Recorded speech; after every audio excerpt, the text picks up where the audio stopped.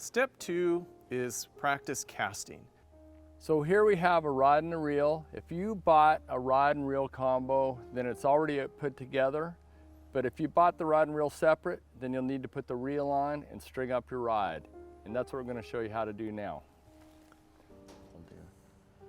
When you put the reel on, there's a little gap on the bottom of the cork handle, and you slide that. You want to make sure that the reel's going the proper direction.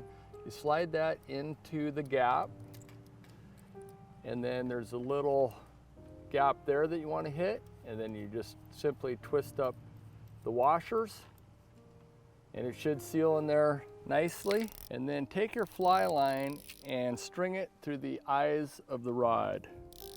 And a little trick to this that we've learned is if you double up the fly line like this, it's a lot easier to get it through the eyes. Yep. And then just continue that process all the way up the fishing rod, and then you'll be ready to put leader on.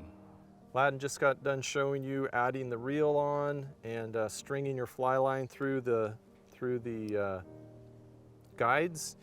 A couple of things to think about when you're doing that. He said, make sure your line is going up towards the guides, towards the end of the rod. Another thing is to make sure your line is going out under this bar right here on the reel. All right, so we're gonna add a leader to that. So you have your reel, fly line, and then you add a leader to that before you put a fly on. You'll get leader in little pouches, and then they're usually twisted a little bit around themselves to keep them from undoing. So you're going to untwist that and open up the leader, and then we'll attach it. I finally got my leader unraveled. Believe it or not, getting tangled with fly line is very, very common. It happens all the time. But it's unraveled. You want to buy a leader that has a loop on the end. Makes it a lot easier. Your fly line also has a loop, so you put those two loops together, put the leader loop through the fly line loop, pull it through, and then pull the the leader back through the loop of itself, and then pull the rest of the leader through. What that does is just make a loop-to-loop knot from your fly line to your leader, and you're ready to go. We're just about ready to start casting. The main thing you want to do when you start out is don't have anything that has a hook in it or anything hard that might hit you. So what I like to do, piece of yarn, I've attached it here, attach it any way you can, granny knots, whatever it may be. It's visible and it won't hurt me if it hits me. Now that I've got everything ready, I'm going to practice some casting. Let's give it a shot right here.